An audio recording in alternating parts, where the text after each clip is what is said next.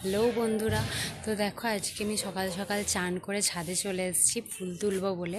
যেহেতু আজকে রাস পূর্ণিমা, ঘরে নারায়ণ পুজো, সেই কারণে আমি ছাদে এলাম। যদিও এখন খুব একটা সকাল নয়, এখন 11টা বেজে গেছে।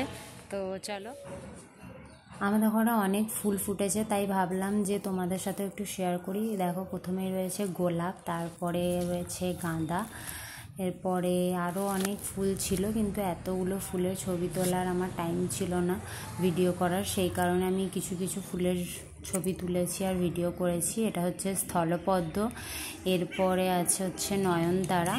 তো চলো, এবার পুজো হবে, তো আমি যাই।